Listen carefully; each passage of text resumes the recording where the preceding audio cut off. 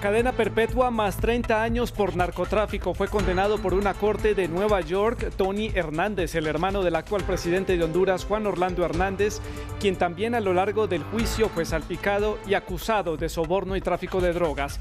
Tenemos los detalles desde la ciudad de Nueva York. Después de la salida de 2 ministros, 3 comandantes de la cúpula militar de Brasil presentaron su dimisión en protesta contra el presidente Jair Bolsonaro, a quien señalan de intentar persuadirlos para que se pusieran de su lado en el escenario político. Tenemos reporte desde la ciudad de Río de Janeiro. Y unos 24 países más la Organización Mundial de la Salud presentaron una propuesta para realizar un acuerdo internacional para el manejo de futuras pandemias debido a que dichas crisis superan la capacidad de los organismos internacionales y de los estados. La propuesta no fue firmada por países como Estados Unidos, Rusia, China y Brasil. Muy buenas noches, bienvenidos a las noticias de France 24. Soy Santiago López González, estamos en vivo desde nuestros estudios en Bogotá, en Colombia. Vamos a comenzar en Estados Unidos, en donde un juez de un tribunal federal de la ciudad de Nueva York sentenció a Juan Antonio Tony Hernández, hermano del presidente de Honduras, Juan Orlando Hernández, a cadena perpetua más 30 años por narcotráfico. Vamos a conocer más detalles de este caso en el reporte de Mamen Sala desde la ciudad de Nueva York. Sí, Juan Antonio, también conocido como Tony Hernández, ha sido condenado hoy aquí en la Corte Federal del Distrito Sur de Nueva York a 30 años de prisión y a una cadena perpetua por 4 cargos relacionados con narcotráfico y posesión de armas. Además, el juez Kevin Castle, encargado de esta causa, también lo ha sentenciado al pago de 138,5 millones de dólares. El abogado de Tony Hernández asegura que este juicio, que se celebró ya en octubre del 2019, correspondió a cuestiones políticas y Tony Hernández le ha dicho al juez que no ha visto respetados sus derechos. La respuesta del juez ha sido clara, los derechos del condenado han sido respetados en todo momento y además ha dicho el juez Kevin Castle que se trata de una cadena perpetua muy bien merecida por 12 años relacionados con el tráfico de drogas. Ahora la parte del condenado tiene la opción de apelar la sentencia, algo que se espera que hagan próximamente los abogados de Tony Hernández. Eso sí, el juez le ha dicho que en el tiempo en prisión aproveche para reflexionar sobre lo que ha hecho y ver si puede hacer algo bueno por su país y por su familia. Recordemos que el juicio de la sentencia que se ha leído hoy tuvo lugar ya en octubre del 2019 y la lectura de esta sentencia se ha retrasado en varias ocasiones, cuando por fin hoy la hemos podido conocer. Esos 30 años de prisión más cadena perpetua, obviamente esta segunda condena anula la primera.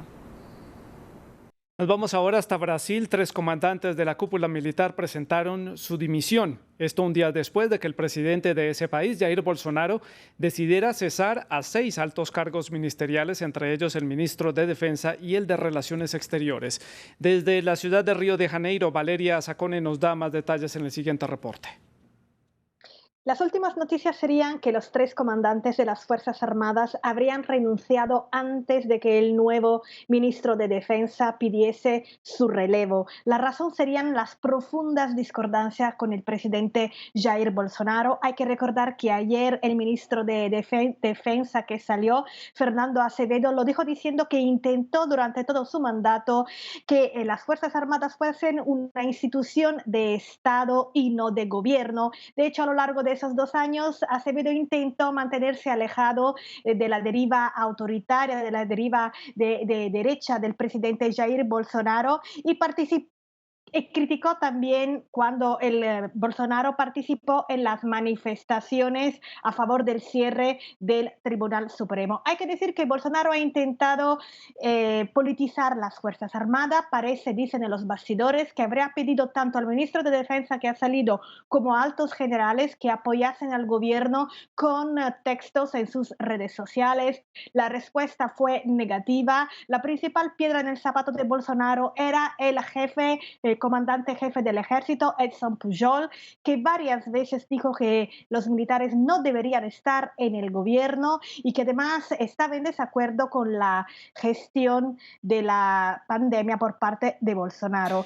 Y seguimos hablando de Brasil porque este país registró un nuevo récord diario de muertes por cuenta del COVID-19 en espacio de 24 horas. 3.780 personas perdieron la vida según reportan las autoridades sanitarias de ese país. La nación suramericana contabiliza hasta el día de hoy más de 12.573.000 casos de contagio. Un total de 313.866 personas han perdido la vida desde que comenzó la pandemia, mientras que más de 18 millones de dosis de vacunas ya han sido inoculadas en la población. Esto según cifras de la Universidad Johns Hopkins y Our World in Data. Es extremadamente improbable que el virus del COVID-19 haya sido desarrollado en un laboratorio del que podría haber escapado. A esa conclusión llegó el equipo de estudio de funcionarios del gobierno chino y también de la Organización Mundial de la Salud que intentaban determinar el origen del nuevo coronavirus. En medio del desconcierto mundial por esta conclusión del informe, los científicos afirmaron que tuvieron problemas para acceder a ciertos datos que permitirían confirmar el origen, por lo que no descartan otro tipo de teorías, como por ejemplo, que haya sido transmitido de un animal a los humanos. Como se esperaba, no aportó demasiados datos nuevos. El estudio conjunto de la Organización Mundial de la Salud y China sobre los orígenes del coronavirus concluyó que probablemente el virus se había transmitido de murciélagos a humanos a través de otro animal. Los autores de los informes no descartaron otras teorías. Este es solo el primer comienzo, solo hemos arañado la superficie de este conjunto muy complejo de estudios que deben realizarse y hemos señalado muchos estudios adicionales que deberían realizarse a partir de ahora. El equipo concluyó que si bien no era imposible una fuga en un laboratorio de Wuhan, era la hipótesis menos probable, un hallazgo sobre el cual la OMS planteó interrogantes. El director de la entidad indicó que el equipo había tenido dificultades para acceder a algunos datos y que se requería más investigación. Estados Unidos y sus aliados hicieron eco en una declaración conjunta. Lamentaron que el estudio se retrasó significativamente y no tuvo acceso a datos originales completos. El equipo de la OMS pasó 4 semanas en Wuhan entre enero y febrero, más de un año después de que aparecieran los primeros casos. La investigación se retrasó debido a que China restringió el acceso al laboratorio y al mercado de alimentos donde se identificaron los primeros contagios en humanos. El equipo concluyó que el rol que había tenido el mercado era incierto. También juzgó que la teoría de Beijing, que plantea que el virus no se originó en China, sino que se importó en alimentos congelados, es muy poco probable. Los gobernantes de 24 países, entre ellos Chile y Costa Rica y también la Unión Europea como bloque, junto al director de la OMS, instaron a elaborar un tratado internacional sobre pandemias para enfrentar crisis similares a la que tenemos actualmente que podrían presentarse nuevamente en el futuro. Las grandes potencias como Estados Unidos, China, Rusia y también Brasil se abstuvieron de firmar este borrador del acuerdo que busca un compromiso colectivo para la preparación conjunta para combatir pandemias similares a nivel político, dado que ningún organismo multilateral o tampoco los estados pueden hacer frente a este tipo similar de amenazas.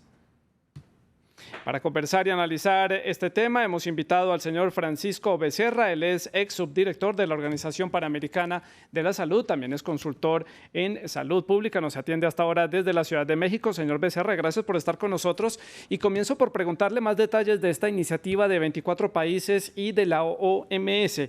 ¿Qué propone exactamente? Buenas tardes, Santiago, mucho gusto. Mire, lo que se trata es tener un tratado internacional que permita que los países puedan atender de manera unificada un problema como la pandemia que estamos viviendo. Que el acceso a medicamentos, tratamientos, equipo y vacunas sea lo más equitativo y lo más probable que todos los países tengan acceso a lo mismo. Sin embargo, tenemos ciertas dificultades por la palabra tratado. Un tratado, por lo general, tiene que pasar a través de los congresos, tiene que ser ratificado, y es ahí donde pudiera haber alguna cuestión vinculante. Mientras sea a través de los mecanismos normales de la Organización Mundial de la Salud, que son propuestos en la Asamblea Mundial de la Salud cada mayo, pues no necesariamente son vinculantes en cuanto a que no hay sanciones para que se justifique o para que Sí. es lo que se tiene que hacer. son así como deseables que los países firman, y tenemos el caso claro del Reglamento Sanitario Internacional que pocos países siguen cuando hay algún problema epidemiológico. Señor Becerra, esta emergencia sanitaria a nivel mundial, ¿qué falencias dejó en evidencia por parte de los organismos internacionales, también de los estados y de la cooperación mundial, más allá de la capacidad económica?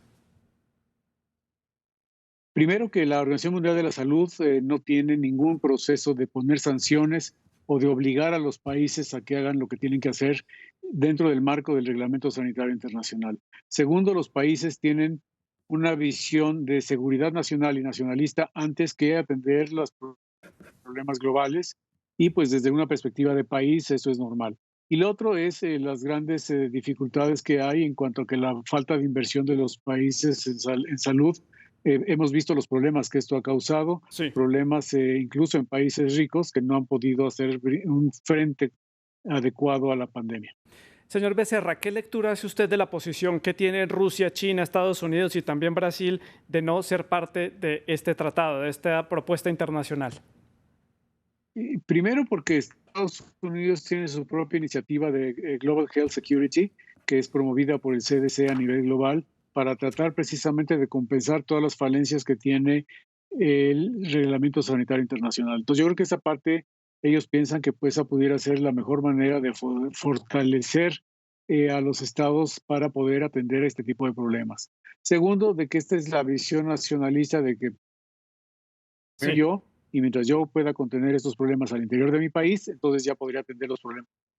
Señor Francisco Becerra, ex subdirector de la Organización Panamericana de la Salud y consultor en salud pública, muchas gracias por haber estado con nosotros aquí en France 24.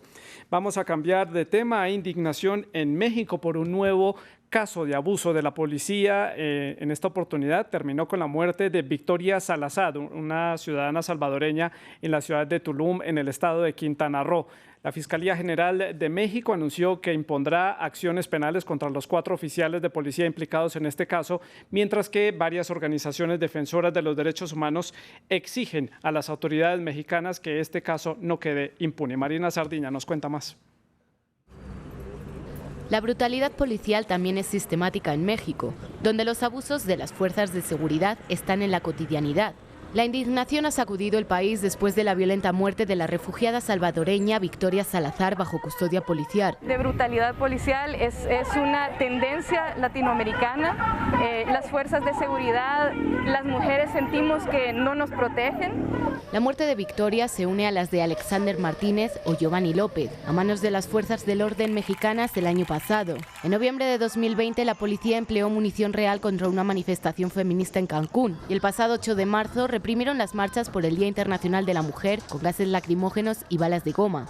Los datos muestran el estructural deterioro de las instituciones de seguridad en el país.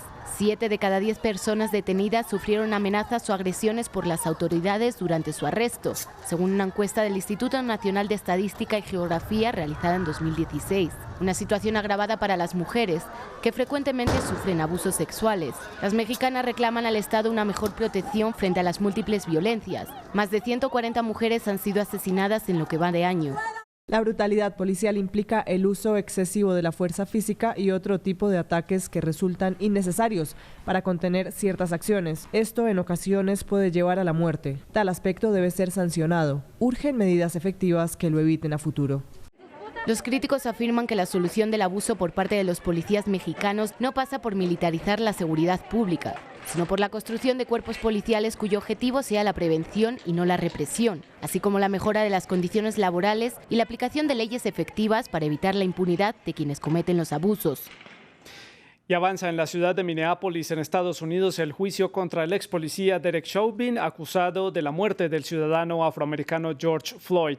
En la jornada de hoy rindieron declaración varios de los testigos que presenciaron la detención y la muerte de Floyd, quien estaba bajo custodia policial.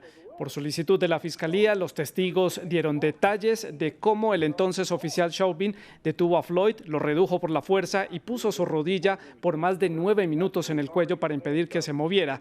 Los testigos confirmaron lo que evidencian también varios videos aficionados en los que Floyd pide al oficial que retire su rodilla del cuello porque le impedía respirar. Posteriormente, sucumbió. Y así llegamos al final de las noticias en France 24. Más información en france24.com, en las redes sociales y en la app. Siga con nuestra programación. Buenas noches para todos.